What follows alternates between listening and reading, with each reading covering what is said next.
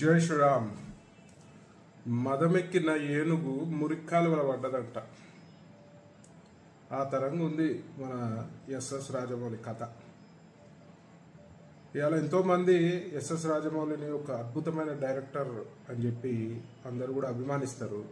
కానీ మొన్న ఒక స్టేట్మెంట్ తోటి ఇవాళ హిందూ సమాజంలో ఒక తీవ్రమైన వ్యతిరేకత వచ్చింది. మరి ఎస్ఎస్ రాజమౌళి నేను కూడా ప్రశ్నిస్తున్నా, నువ్వు దేవుడిని నమ్మకపోతే నమ్మకు, మరి నీ ప్రతి ఒక్క సినిమాకి ముందు పెద్ద ఎత్తున పూజ చేసి మరి ప్రారంభోత్సవం చేస్తావు కదా, మరి నువ్వు నమ్మనప్పుడు ఎందుకు చేస్తున్నావు? ఆల్రెడీ అందరు విమర్శిస్తున్నారు, దేవుని కథలతోటి నువ్వు అడగోళ్ళు డబ్బులు సంపాదించినావు అని చెప్పి. మరి వాస్తవమే కదా. మరి ఈ హిందూ సమాజం నీ యొక్క సినిమాలను చూడకపోతే ఓన్లీ నాస్తిక కుక్కలతోటే నువ్వు సినిమా చెయ్యి, ఓన్లీ నాస్తిక కుక్కలనే అలౌ చేయి నీ సినిమాలకి.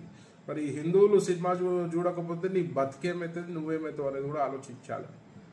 నీ బాహుబలిలోనే చెప్పినావు కదా, అహంకారంతో విర్రవీగే బల్లాల దేవ లాస్ట్కి ఎట్లా పతనమైందో నువ్వే చూపించినావు కదా. మరి అలా నువ్వు కూడా అదే అహంకార ధోరణితో పోతే మాత్రం నీ పతనం కూడా ఖాయమని చెప్పి ఈ సందర్భంగా తెలియజేస్తూ, మరి హిందువుల మనోభావాలని కించపరిచే విధంగా ఎవరైనా ప్రయత్నం చేస్తే మాత్రం బిడ్డ బాగుండదు. మరి దానికి చాలా రకాలుగా నువ్వు సమస్యను ఎదుర్కోవాల్సి వస్తుందని చెప్పి సందర్భంగా తెలియజేస్తూ, మరి వెంటనే నువ్వు హిందూ సమాజానికి క్షమాపణ చెప్పాల్సిన తరుణం ఇది. లేదంటే నువ్వు ఒక హిందూ ద్రోహిగా విద్రోహిగా ఈ సమాజంలో మిగిలిపోతావు.